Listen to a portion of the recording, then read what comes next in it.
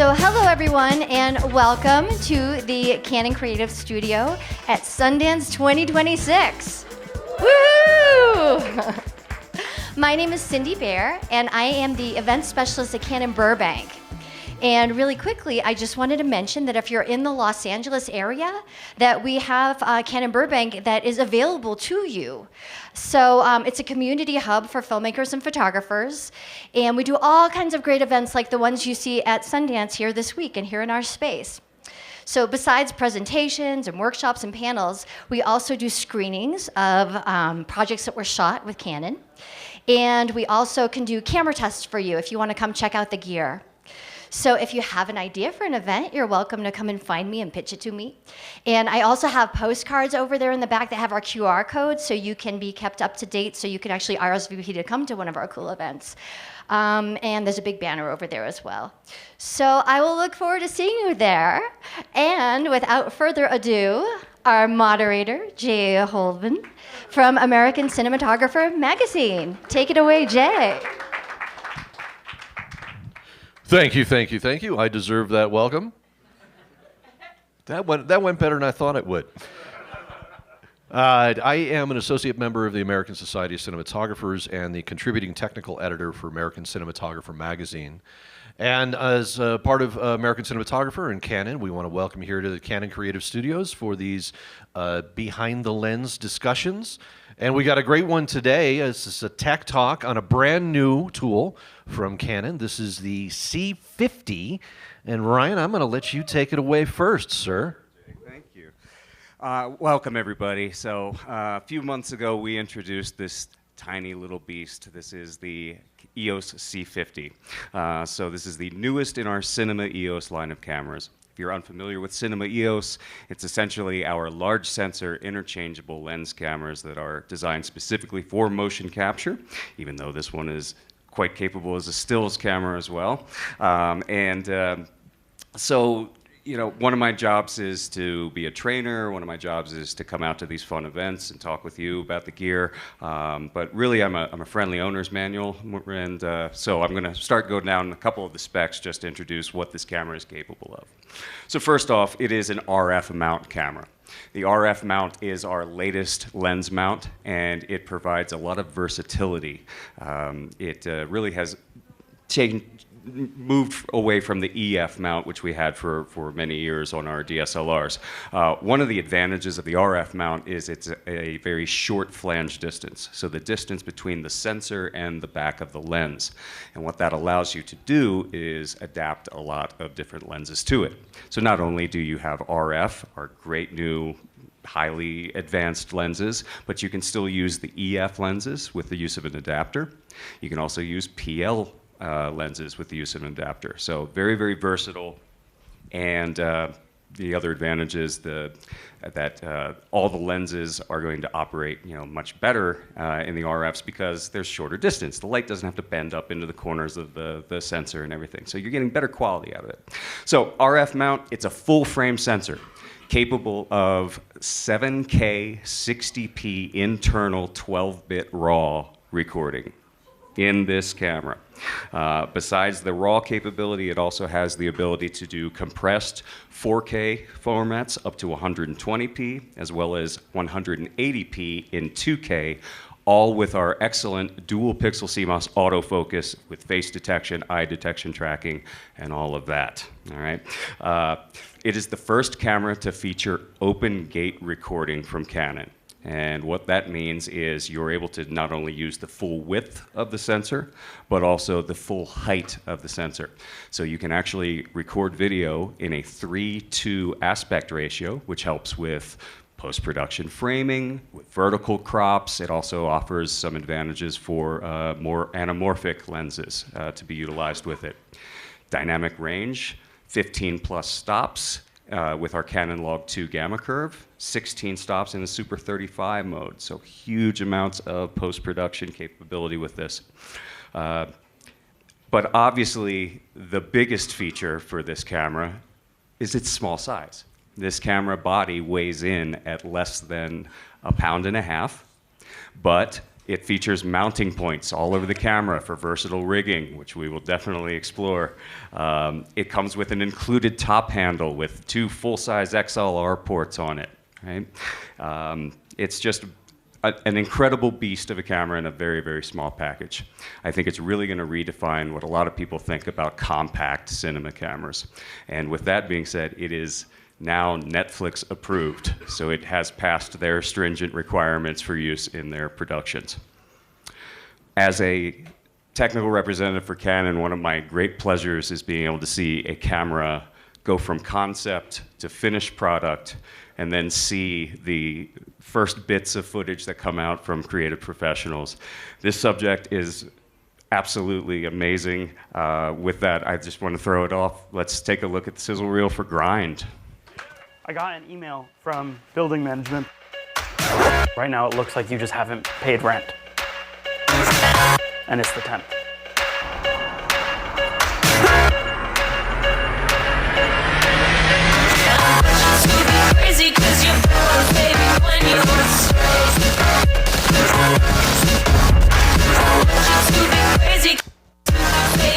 What the fuck is wrong with you? It's alright to be me, to be me. It's alright to be me, to be me. It's alright to be me, to be me. It's alright to be me, to be me. It's alright to be me, to be me. It's alright to be me, to be me. It's alright to be me. Get the Dharmata back. But why me? Because you're a delivery boy.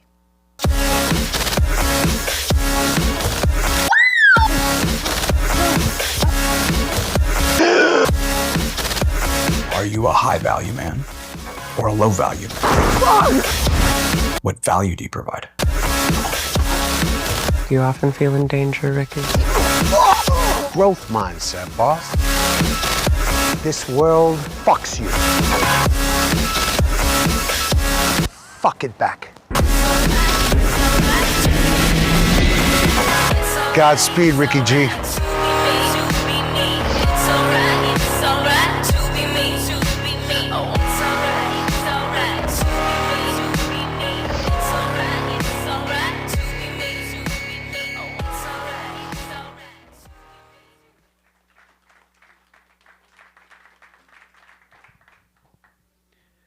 Nice job.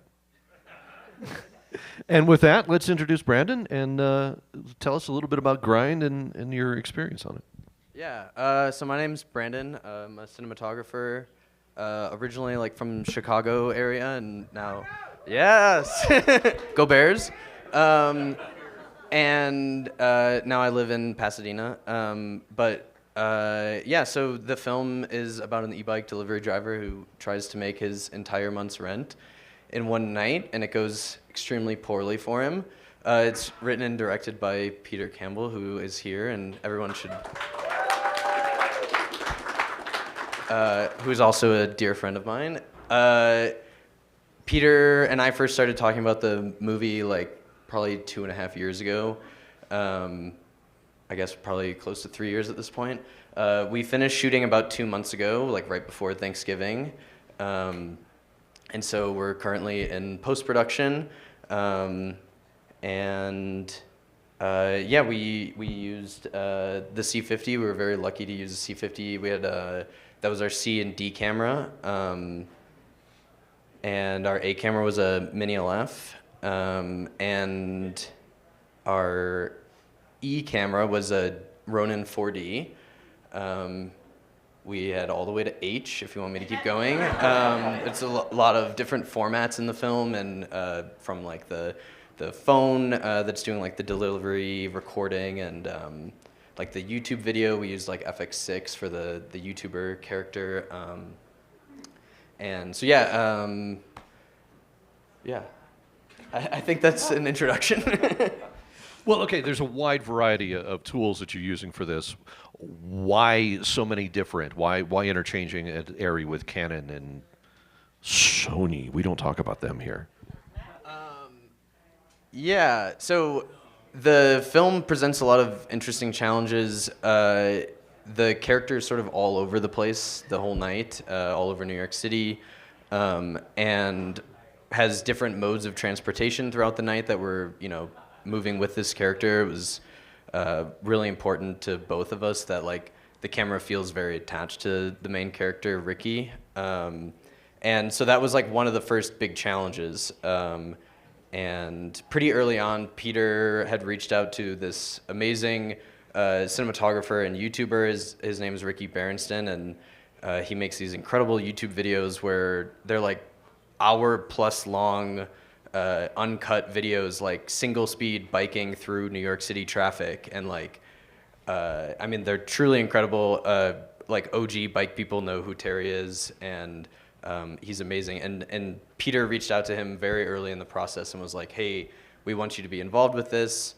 And I think Terry thought it was like a scam at first, and didn't respond. And then eventually Terry was like, "Wait, this is awesome." And so a bunch of the photography that's not rigged with Ricky, or we're seeing Ricky on the bike like from a third person. Terry is operating an e-bike himself and wearing a Ronin 4D that's either rigged like a chest mount. We had all kinds of different 5/8 rigs for, that's the C50. Yeah, so we had a bunch of versions where we were using the 4D, and then early in the process of prepping for the film, we were doing some testing of the hard mounts with the 4D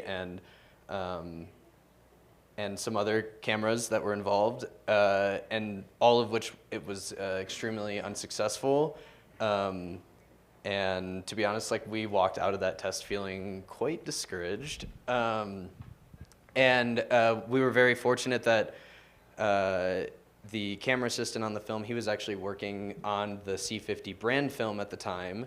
And so I was sort of lamenting to him about how all of these cameras that we have tested either don't have like the internal RAW capabilities that we're looking for, so you have to rig an external recorder, or the form factor just didn't make sense, or we were really also hoping for something with like a dual base ISO, and so some of our options were limited there.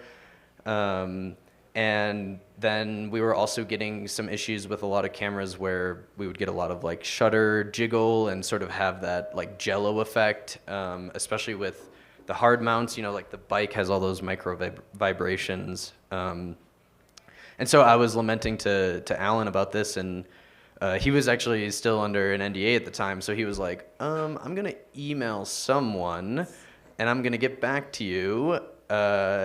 Luckily, the brand film came out like 2 days later or something, and they were able to talk with us openly about the film, and we got connected with Alex, and had this amazing partnership with Canon. I also already own a C300 Mark III, so I was really familiar with like Canon Log 2, and I've done a bunch of projects before intercutting like Alexa footage with Canon Log 2, and have had great success with that. And so we were just really excited, and Canon was like so amazing to us. We're a very small indie film, and they were just so supportive, and we're kind of like, we don't care what your budget is. We just want to get you the tools that you need to make this film, which was incredible. And so I want to shout them out for that. But yeah, we got the C50 like physically in hand probably 2 weeks before we started production-ish. And so it was kind of like, well, I hope this works. And pretty immediately we were like really just blown away with what the camera was capable of. And I think once we sort of had it in hand and we saw the form factor and things like that, I think director Peter got a lot of ideas about like how we can utilize this camera, and in ways that we maybe hadn't planned in the 2+ years that we'd already been talking about the film leading up to it. I think it's interesting, the Ronin 4D chicken. I think everybody calls it the chicken. I call it the chicken. It looks like a chicken. It's designed for this type of idea, but it didn't work for you guys. in staying stabilized and getting you the image that you were looking for. If you want to spit on another manufacturer for a second. Yeah, I think that that camera is like just the tolerances of that gimbal just weren't really able to perform under like such micro vibrations for hard mounts. And pretty quickly we realized that we needed like a more sort of traditional camera system. Also, I mean, you can also talk about the locked sensor if you want, which was really like one of the distinguishing factors was specifically the bike rigging stuff for the C50. Yeah, traditionally, cinema cameras are not known for having, you know, a floating sensor. You know, IBIS, in-body image stabilization, is fantastic for a lot of uses, but the issue is that the sensor moves. If you power down even one of our cameras, the new R6 Mark III with in-body image stabilization, if you power that down and you shake it, you can actually hear that sensor moving around. There's no way to lock that down. So while it does do an effective job at certain things like walking and, you know, just handheld kind of stuff, as soon as you get into a hard mount situation like you guys had, it can introduce issues you can't get rid of in post-production. So, you know, whether that's wobble or jello or jiggle, and it's more pronounced with wide-angle lenses, which, of course, if you're mounting in a car or something like that, that's what you're going to be using. So yeah, having a locked sensor on the C50 definitely allows it to be utilized for those. And you know, the camera does have an electronic image stabilization, and it's coordinated. If you have a lens with stabilization in it, it works even better. And it introduces a slight crop. It can't be used in RAW, you know, I think you're a perfect example of why cinema cameras don't have IBIS in a lot of ways. Yeah. So what were you using mounting this camera to the, are we seeing images in that?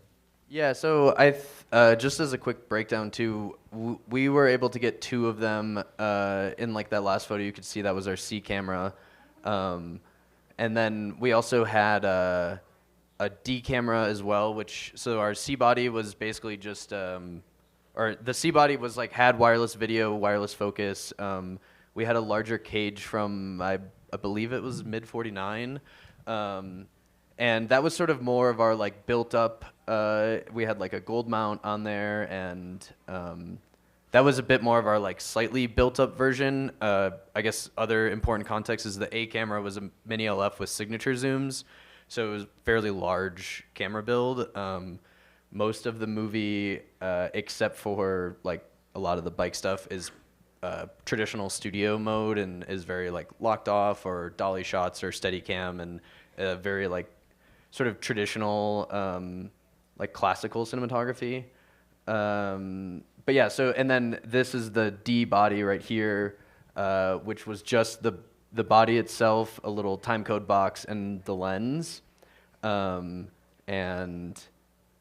This configuration ended up being like kind of a get out of jail free card for us in a lot of ways, and just finding different positions to put the camera. And on this day we were actually just leapfrogging the two cameras so that we could sort of have like a two camera system, even though we just had like an A camera crew. So because it was sort of just the body and the lens, I could just kind of like move it around myself, and the grips just like gave me a C-stand and would just sort of line up shots with it and pull my own focus and stuff. But yeah, so we utilized it in two different ways. I think it's a great example of how the camera can sort of like be scaled up or, you know, sort of scaled down to just like its bare bones. And we also utilized this C camera, like this shot here, that's Peter, if you didn't see him already. For that shot, we were stealing a shot in like a live elevator, and we just needed like the smallest camera that would draw the least amount of attention to us. I mean, we didn't even have space in the elevator for our actors and our A camera. So we were on the C camera for that, and I mean, like in the raw footage, there's like residents of the building like coming in and out and just being like, "What's going on?" But we also used that camera just sort of like doing delivery montage stuff, and just a way to keep our footprint smaller, like out on the street. You know, not Bethany, close your ears. Not everything was permitted, and so sometimes we were stealing stuff, and it was just really great to have like a cinema package in a way that just draws less attention, but didn't feel like it's like holding us back. You know, we still have focus and wireless video, and like you know, Peter would still have picture on his director's handheld, and then the D camera was like basically all of our bike rig stuff for weight, so that our lead Jack was able to like still ride the bike. It was kind of it was really important that we could get these, you know, frontal close-up shots of like experiencing these different crazy things that are happening to Ricky as he goes throughout the city. And so that was like something that we couldn't do with like stunt doubles, and so like the weight at that point just became so significant, and especially like, you know, when we did this with the C camera because we needed a focus rack in that shot. But yeah, I hope that answers the question. Yes, it does. So basically what you're saying is permit schmermit. Use the Canon C50 to steal all your footage. Love it. Yes, that deserves applause for sure. I support it 100%. I love the fact that you know, you said with an adapter we can move to PL glass. You know, obviously I'm a big cine glass guy, so it's the reason why I owned an RF, why I own the R5. So you're utilizing some pretty compact glass on this, these Nisi Athenas. So either the RFs or the Nisis, that really allows you to get tiny with it. I know they're not a Canon product, but do you want to talk about those Nisis a little bit?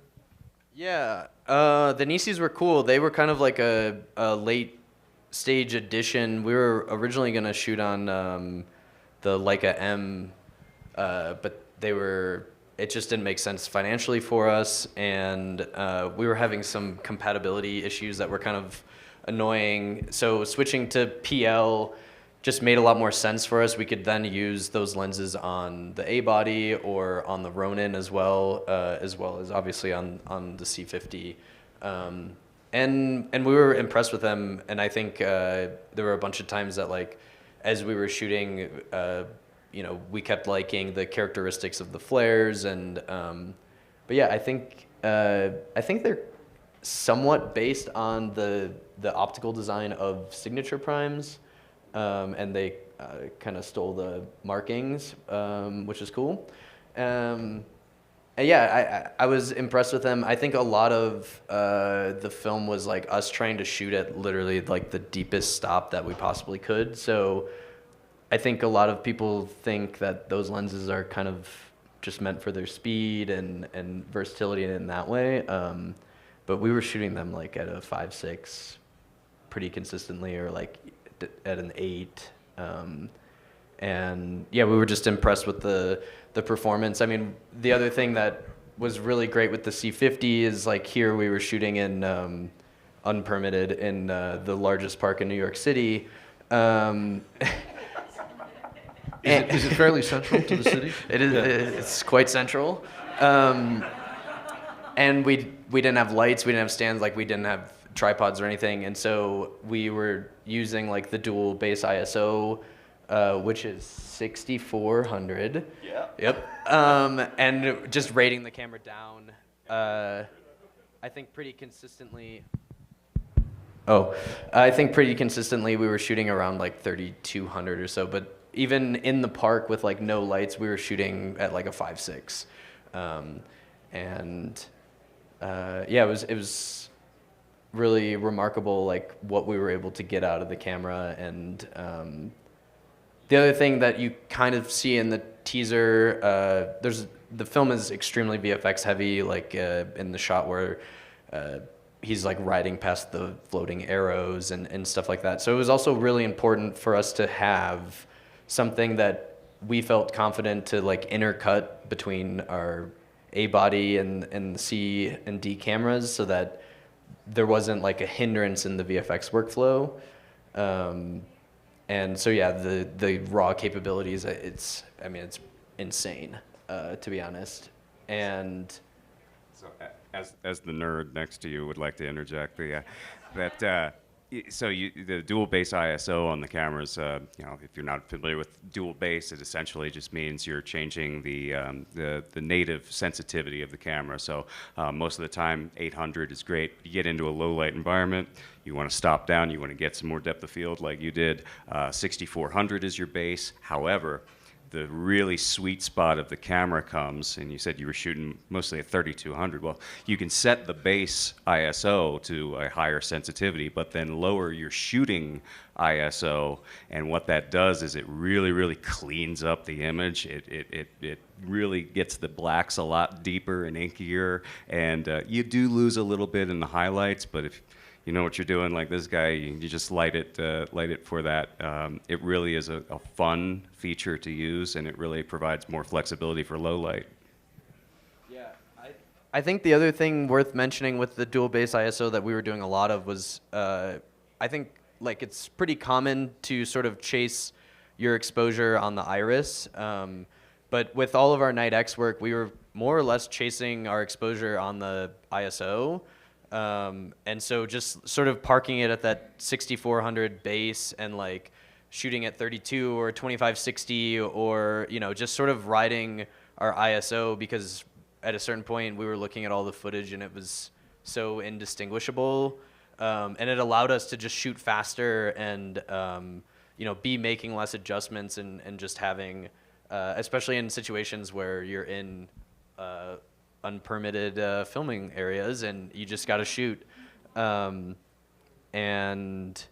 yeah, so that was really great. And I think along with that sentiment is like we were a little nervous going into it because we personally weren't like totally sure if like this was the production model and like if the firmware was all figured out, or we weren't 100% clear on like where it was. So we were a little nervous about like the reliability of the camera, and but we didn't baby the camera at all. I mean, I beat the shit out of the camera, to be honest. And we would be like rolling on like 50-minute takes, and it would be like, I don't know, 30 degrees out or something, or colder, and we never had any issues. We actually probably, to be honest with you, I think we had more issues on our A body. We had to like reboot the camera twice for our A body, and we never had a single issue with the C50, which was extremely impressive to me. I mean, the day that we shot like all the TikTok stuff, we shot like 6 terabytes of footage or so. It was like we were ripping through footage with that thing. And I mean, we were like this D body, we would just throw it around everywhere too. I mean, we were beating the shit out of it. I would literally walk over to the camera cart and just like toss it on the cart as we're like moving on to other shots, which take that for what you will. Well, okay, it speaks a lot to the robustness of the camera that you're beating the shit out of it and it's still there. But also, I think it speaks to the dynamic range as well as the ISO, that you're able to shoot scrappy, no external lighting, nothing on stands, and also shoot at deep stops. I mean, that's not generally connected with independent, scrappy, permitless kind of shooting. So that speaks a lot to the sensitivity of this camera. Yeah, I think that's like one of the things that's the most exciting to me about it. I talked with Alex at Canon a bunch after we shot with it, and like I'm not getting paid or anything, so I'm just putting that out there. I genuinely believe this stuff. I think it's really exciting that there's a camera that's like accessible in its price point that feels like it can actually unlock creative opportunities for people. I think the last sort of technical period that I can think of that reminds me of that is when like Tangerine came out, and there was the discourse around shooting on an iPhone, and I think this is obviously that ship will never be completely like replaceable to have that sort of moment in technology, but in many ways this feels similar to me, where it's like, there are so many shots in this movie that we weren't we wouldn't be able to get if we didn't have a tool that we could rely on and that we felt like was up to our level of quality that we were looking for, and like you were saying, like sort of has the dynamic range that you can kind of just shoot because you have to, and be like, I know that what we need is going to be there. And like our VFX supervisor was, his name's Arif, he's awesome, and he would like come to with the loader and like take home files and stuff, and he was looking at it and he was basically like, yeah, there's like no difference on his end, like VFX workflow, between, you know, the Mini LF and the footage that we were delivering from the C50. So I think it's really exciting, and obviously the form factor kind of speaks for itself. You know, like stealing stuff. You know, I think about like the end of Florida Project when they're like shooting at Disney on an iPhone. It's like, this is in like that world, you know, with a pancake lens. It's like similar form factor and like availability for people. And I actually don't know how much the camera costs, but I think it's under $4,000, which is pretty sick. And I think just speaks to like, you know, accessibility in like the cinema world, and allowing people to push their vision and their goal and things like that, which is really exciting.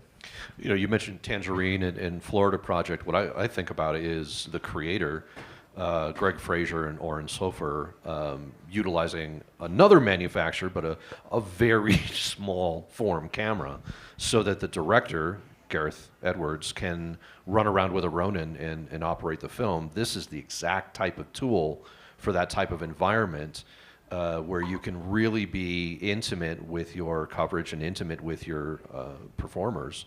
I think it's a really powerful tool for that. Now I'm getting paid, so I guess I'm the shill up here. But that's where I see this as not just documentary, not just independent, but can be used at the higher level. Yeah. I just wanted to say, you know, take the top handle off, and what are you looking at? You know, you're looking at just about any other camera out there. Nobody would know what you've got in your hand. It's a little bit deeper than your traditional camera. It's got a fan on it, but that's uninterrupted recording. You didn't have a problem in cold. You wouldn't have a problem in heat either with it. So yeah, it's good job. Yeah, I mean, the other thing that we utilize as we started getting like more like footage back and sort of reviewing it and stuff, we started using the camera when our A camera would, you know, we would have to lock the camera off for like VFX shots and stuff, and sometimes you know, an actor would need to go get makeup done, or SFX, or you know, something like that, something related to the VFX shot that we're doing, and we were able to use the C camera to continue shooting and get like additional coverage while still leaving that A camera locked off, and like not have to worry about intercutting these cameras and like having some weird issues, or it feel like, you know, all of a sudden something's different, or kind of like a good example that Peter uses, like Black Swan, when they are on the subway and they're shooting with the 70, thank you. And you know, the rest of the film is shot on 16, and so I think in a way, like you know, it's like there's a bunch of shots in there, and I would be very impressed if someone could pick out the C50 shots from a lineup. And even when we were coloring the sizzle reel, like the only distinguishing factor was, I mean, because Canon Log 2 and Log C3 are fairly close, but the only distinguishing factor is, to our colorist, was just like, you know, that it's slightly different log space, and he would be like grading shots and stuff already, and then halfway through would be like, oh, is this the C50? Which I think is a testament to the image that comes out of the box. You had obviously the bike shots, a lot of, you know, the dynamic moving shots. I think you said you had something in a shower with this guy. Yeah, that was the other thing that was. That was a personal story, man. Oh, sorry. I think we have the photo of it, but that was the other thing that was really exciting about this camera, is we we're able to do shots that just straight up we wouldn't be able to do otherwise. Like we rigged the camera at the top of this shower for this overhead shot where one of the actors is having their toes sucked. And the only way to get that shot with the there it is. And so we just rigged to like a little wall spreader, and we're able to get the lens so close to the ceiling because the body size is so small. And then we weren't like beholden to like super wide angle lenses or like something weird visual, because obviously what's going on screen is a little bizarre. So we wanted, like, that was a big thing for us, was we wanted to keep, the surrealism and like the weird shit that's going on to sort of be photographed in a way that's very normal and doesn't draw attention to itself. And so, shots like this where space is really limited, or like putting the camera in a cabinet for a shot, or we did some other like shots where we would rig the camera like to objects and have the characters like carry them around, sort of like almost Snorri Cam rig vibes, but yeah, in a way that doesn't feel like it's like it doesn't feel like it's a creative compromise. I like that the camera doesn't kink shame. It's good. It's very good. It's a good promotion for Canon there. You did say, Ryan, that this does have a RAW, right? Yes. It's our Cinema Raw Lite. It is our 12-bit RAW format. While it's called Cinema Raw Lite, it is a robust file. It's not tiny. When you're shooting in like 7K, 30p, I mean, it's still a 2.9 gigabit a second file. But the fact that you can do that in a body like this, along with proxies to a second card, is pretty amazing. Yeah. Ever since, I guess, like about 2 years ago, all of our cameras with RAW now have 3 different modes. You have an LT, an ST, and an HQ. All of them are 12-bit. And you really can't tell a difference, obviously, when you're looking at it with the naked eye. If you're doing more VFX, that's when you want to step up into your ST and your HQ. But LT is still a phenomenal RAW image. Yeah. And you quietly slipped in a second card and simultaneous proxies. Yeah. So it has a CF Express Type B card for the main card. You can do everything on that, and you must use that for your high-quality RAW. But you have an SD card as well, so you can, depending upon what format you're recording, you can do double slot recording. You've got your proxies. You've got relay recording if you're doing really long events and you need to just swap back and forth between cards at a lower format. So it's a lot of flexibility as far as recording. Sub-recording options that you can do 2 different formats. You can do a 4K on one and 2K on another. While I'm talking about the flexibility of the 2 cards, while not necessarily a pure filmmaking feature, because we have the, we're talking about open gate and being able to have flexible reframing and vertical reframing. Well, if you're not wanting to go that workflow and you need a quicker turnaround, let's say you're shooting something that you want to put out on social, you can actually do a simultaneous 9:16 crop while you're recording the 6:16:9. So you can have it horizontal to your main card, then a secondary crop. You can choose in the frame where you want to put that vertically, and that'll record that directly to the second card. So you've got your vertical cut right away. You don't even need to take it into an NLE and do that. So lots of cool stuff that you can do with the 2 cards. And yeah. That is very cool, yeah. and it really helps in the independent workflow, and it helps in delivering fast if you've got news or sports or fun stuff of that nature. Yep. I missed what you said about the format size of the sensor. Sure, it's a full frame sensor. Yeah, so full frame, and like I said, with the open gate, that allows you to utilize the entire height as well into a 3:2 format. But what's cool about it, and I believe most of your shots were Super 35? Right? Well, that was the thing that sort of made it like a perfect pairing, was with our A camera too. Like we had different sequences that were a little bit more heightened sequences or like more in this sort of like surrealism world that's created, and all of that was in LF. And then the rest of the film is photographed in Super 35 sensor mode. And so it was really amazing that we were able to utilize both of those sensor modes as well.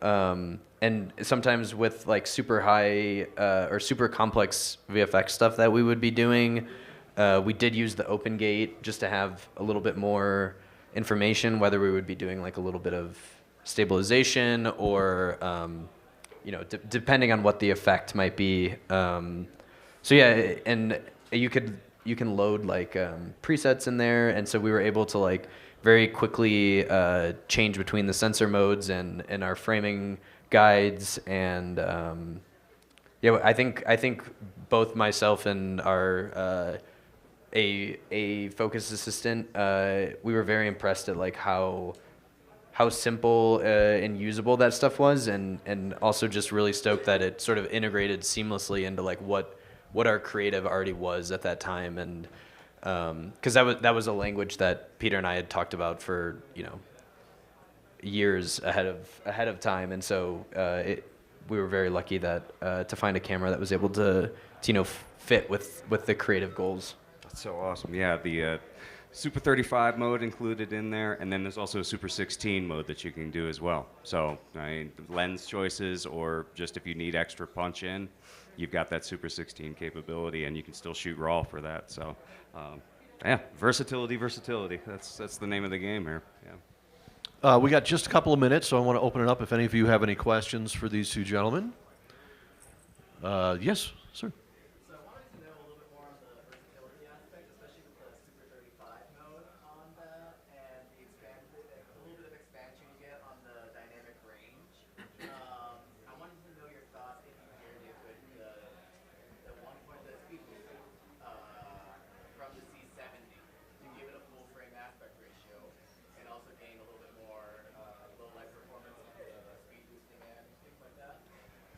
Yeah, the Super 35 mode on this does have slightly more dynamic range, as according to the manuals. So you're talking 16 stops versus 15 plus in total dynamic range. That's not a huge difference, and we're still talking total, not necessarily total usable dynamic range. So while it did garner some attention, it's a pretty minuscule advantage in shooting with Super 35. Now, when you're talking about the C70, the C70 has a DGO sensor, which naturally does have more dynamic range. It's a Super 35 sensor. It's a beautiful sensor, and when combined with a speed booster to basically take an f4 lens to a 2.8. Yeah, it's a great advantage in getting the full frame. I think that's one of those things where if you've got a C70 and you're willing to work with EF lenses and the speed booster, yeah, you've got a great package there. This just keeps everything really compact, So. Yeah, we love the DGO sensor, but this guy is absolutely capable of that low light. But yeah, you know your stuff when it comes to the models. I've been playing with it, so. I can tell, yeah. Yeah, awesome. You packed a lot into that question. I didn't know how to reiterate that. Anybody else before we close out for the day here? Don't everybody jump at once. That's just rude. Nope. Okay. Well, anything else you want to plug besides, hey, go buy one right now, or? Go buy one, check it out. We've got a lot of great content online on our Canon USA website. If you are in the LA area, definitely take advantage of our Burbank facility. As Cindy mentioned at the start, we have all the toys there, and you're welcome to come play. So it was great. Thank you for coming out. Yeah. Oh.